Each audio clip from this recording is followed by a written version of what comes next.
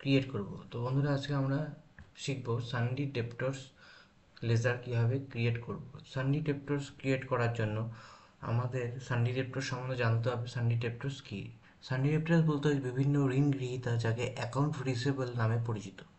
তারা হলেন এমন ব্যক্তি বা কোম্পানি যারা ঋণের মাধ্যমে প্রদত্ত পণ্য বা পরিষেবার জন্য ব্যবসার কাছে অর্থ পাওনা।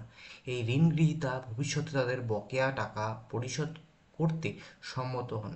ব্যালেন্স শিটে বিভিন্ন ঋণ গ্রহীতা বর্তমান সম্পদ হিসাবে তালিকাভুক্ত করা হয়, যা কোম্পানির কাছে পাওনা অর্থকে প্রতিনিধিত্ব করে, যা স্বল্প সময়ের মধ্যে আদায় করা বলে আশা করা হয়।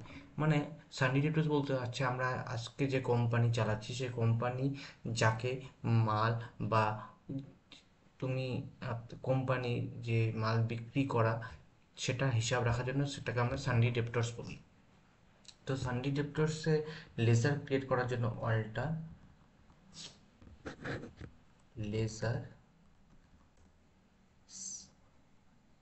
লেজারে যাওয়ার পর যাকে আমি মাল বিক্রি করব তার আমার ডিটেলস আমাকে কীভাবে এন্ট্রি করতে হবে।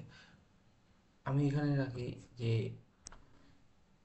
সানডি ডেপ্টরস যাকে আমি মাল বিক্রি করব তার নাম, প্রোপাইটারের নাম Siliguri house sari corner under sundry debtors. Maintain balance bill by bill, same এখানে আমরা ইয়েস করব। Check for credit test during voucher entry no থাকবে। শিলিগুড়ি শাড়ি হাউসে এখানে আমি অ্যাড্রেস বসাবো, অশোক নগর শিলিগুড়ি। তার mobile number state West Bengal, pin code,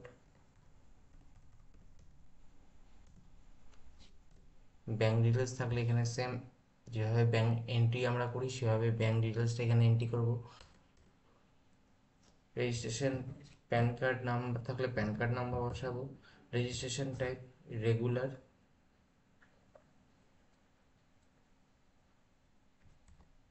GST number বসানোর জন্য এখানে কোম্পানির জিএসটি নাম্বার বসাবো, 19HJGPA 1601